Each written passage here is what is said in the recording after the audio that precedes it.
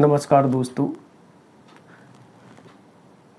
सहारा India के निवेशकों के लिए कुछ महत्वपूर्ण जानकारी बताने से पहले मैं कुछ आपको बताना चाहता हूं। वैसे आपको सभी को पता है कि 29 मार्च 2023 के माननीय सर्वोच्च न्यायालय के आदेश अनुसार है जो सहारा रिफंड पोर्टल है जो 18 जुलाई 2023 को लॉन्चिंग किया गया था।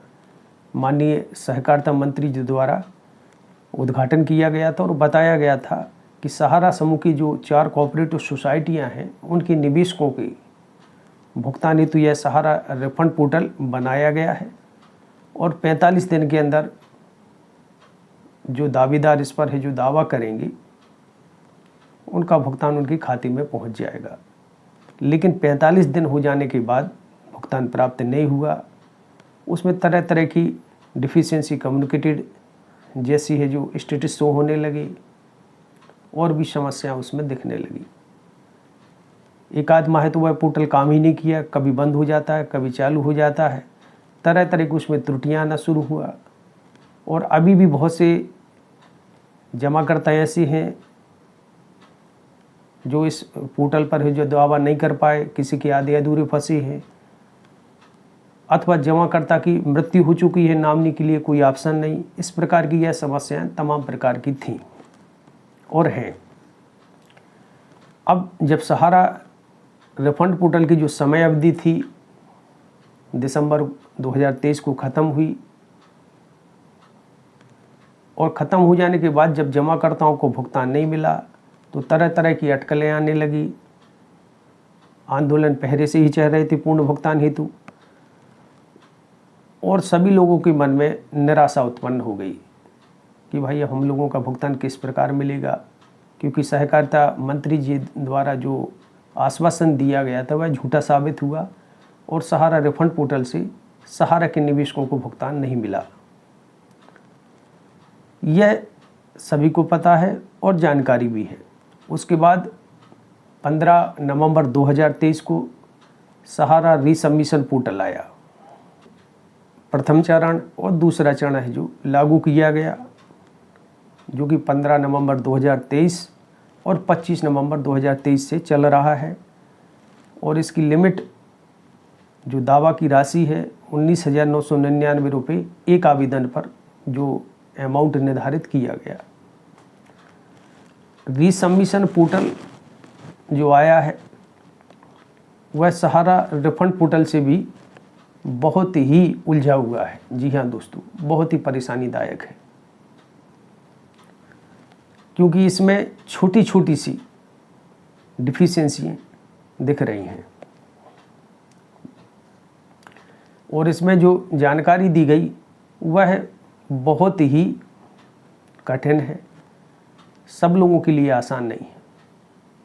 क्योंकि एक जमाकर्ता पहले एक जगह पैसा लगाता है, सहारा रिफंड पोर्टल पर दावा करता है और उसको भुगतान प्राप्त नहीं होता, उसे डिफिशियंसी में उसके दावे को डाल दिया जाता है।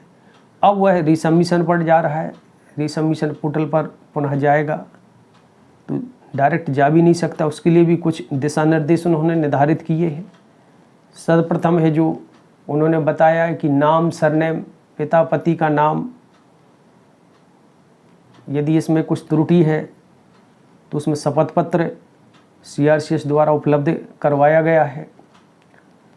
और जन्म तिथि, सभी को पता है कि जन्म तिथि है जो सहारा इंडिया द्वारा लगभग 10 से 12 वर्षों से भुगतान बाकी है और परिचय पत्र पर खाते खुल गए थे। और भारत देश में सभी को पता है कि अभी जो परिचय पत्र हैं, मतदाता पहचान पत्र, उसमें कोई 40 साल का है तो उसकी 50 साल उम्र डली है और कोई 50 साल का है तो उसकी 40 साल उम्र डली है। इस प्रकार की परिचय पत्र संबंधी डिफिशियंसी मौजूद है। आधार कार्ड है जो आधार कार्ड बना और जो पढ़े लिखे थे तो उन्होंने सुधार करवाया, लेकिन क्योंकि खाता तो परिचय पत्र से खुला है और वह रीइन्वेस्टमेंट होता रहा और परिचय पत्र ही लगा और परिचय पत्र लगने से के कारण आधार से उसकी जानकारी संबंधी त्रुटि होना स्वाभाविक है। अब मैंने जब इन्होंने से पूछा सहारा मैनेजमेंट के अधिकारियों से कि भाई इसमें जन्म तिथि किसी की परिचय पत्र में 40 वर्ष उम्र हो रही है और आधार कार्ड में 50 वर्ष हो रही, तब क्या करेंगे? तब उन्होंने कहा कि 2-2.5 साल का है जो मैनेज किया जा रहा है, बाकी का अभी बता नहीं सकती, तीसरा चरण आएगा तब पता चलेगा।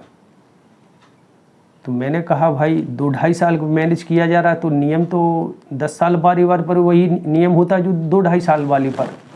तो इस संबंध में उन्होंने कुछ नहीं बताया। वैधानिक परविश में LIC बैंक के जो नियम बोलते हैं वह यह बोलते हैं कि यदि हमें अपनी डेट ऑफ बर्थ संबंधी कुछ त्रुटि है तो जो एविडेंस है उसे लेकर है जो बैंक जाना पड़ता है, LIC जाना पड़ता है और शपथ पत्र देते हैं और उसको संशोधन किया जा सकता है। इस प्रक्रिया को मैंने सहारा प्रबंधन से भी चर्चा की तो उन्होंने सहमति जताई, हाँ, कि यदि आपकी आधार कार्ड और सहारा के जो मास्टर और CR में डेट ऑफ बर्थ में मिसमैच है, ज़्यादा अंतर है, तब आपके लिए सहारा प्रबंधन के नाम से जहाँ से भी आपका ब्रांच हो, खुली हो, रीजन हो, एरिया हो या प्रधान कार्यालय लखनऊ के नाम से एक शपथ पत्र देना होगा और उसमें है जो एक वैलिड प्रूफ भी देना होगा, जो भी आपका आधार हो, पैन कार्ड हो, और पूर्ववर्ती आपने जो लगाया उसको भी उसमें संलग्न करना होगा, बताना होगा कि ये मेरी जन्म तिथि है जो मिसमैच है या त्रुटि है और इसे ठीक कराते हुए सहारा रिफंड पोर्टल से भुगतान सुनिश्चित कराने की कृपा करें। तो यह जो एक सलाहकार थे सहारा प्रबंधन से जुड़े, उन्होंने बताया और वैधानिक परविश में ये सही भी है, क्योंकि मैंने भी ऐसे बहुत से प्रकरण देखे हैं और इसी तरह संशोधन किया गया है। इसके उपरांत उसमें बताया कि सोसाइटी की सील लगा होना भी अति आवश्यक है। सर्टिफिकेट पर यदि सहारा इंडिया की सील लगी है तो यह मान्य नहीं किया जाएगा रिसबमिशन पोर्टल पर। जिस भी सोसाइटी, चाहे क्रेडिट, स्टार, हमारा, यूनिवर्सल, तो इन्हीं की सील उस पर लगी होनी चाहिए। अथॉरिटी पर्सन के हस्ताक्षर, जिस भी ब्रांच में आपने खाता खोला है उसके हस्ताक्षर भी सील सहित होना चाहिए। मास्टर CR फॉर्म है जो अपलोड होना चाहिए। अब आप बोलेंगे ये तो चीज़ें समझ में आती हैं, लेकिन मास्टर CR फॉर्म तो सहारा इंडिया द्वारा यानी सहारा द्वारा लागू जो सोसाइटियाँ वह उपलब्ध कराएंगी। तो जी हाँ, सहारा समूह की जो कोऑपरेटिव सोसाइटियाँ हैं वे अपलोड कर रही हैं और जो शेयर मिसिंग आदि है तो उन पर भी काम चल रहा है, अपलोड किए जा रहे हैं। और इनका यदि कोई डाटा में मिसमैच है तो सहारा की तरफ से तो सहारा प्रबंधन को लिखें, और यदि अपनी निजी कोई गलतियां हैं तो उसको शपथ पत्र CRCS द्वारा पोर्टल पर उपलब्ध कराया गया है, उसके माध्यम से आप हल कर सकती हैं। और इसके उपरांत यह सब प्रक्रिया करने के उपरांत ही आप सहारा रिसबमिशन पोर्टल पर है जो द्वारा है जो अप्लाई कर सकती है। यदि यह प्रक्रियाओं का यह जो प्रक्रियाएं बताई गई हैं इसमें किसी भी प्रकार की डिफिशियंसी है, मान के चलो आपके नाम, सरनेम, पिता, पति, जन्म तिथि, सोसाइटी की सील, अथॉरिटी, हस्ताक्षर, मास्टर CR आदि जो भी उसमें दिशा निर्देश दिए गए, यह त्रुटियां दूर हो जाने के उपरांत ही आप सहारा रिफंड पोर्टल पर रिसबमिशन कर सकते हैं। इसके बिना रिसबमिशन हो ही नहीं सकता। इसके बाद भी कोई गारंटी नहीं कि आपका भुगतान मिल जाए। ये तो सहारा प्रबंधन की कृपा दृष्टि के ऊपर है और CRCS सहारा रिफंड पोर्टल की जो टीम भी बैठी है उनकी कृपा दृष्टि के ऊपर है। भाई उनको गलती निकालना हो तो 100 गलती निकाल सकते हैं और नहीं निकालना होगा तो दे भी सकती है। हालांकि रिसबमिशन से हमारे क्षेत्र में कुछ जमाकर्ताओं का भी भुगतान आया है। 1-2 फ्रेंचाइजी गार्जियन उन्होंने भी बताया कि हमारे क्षेत्र में आया है।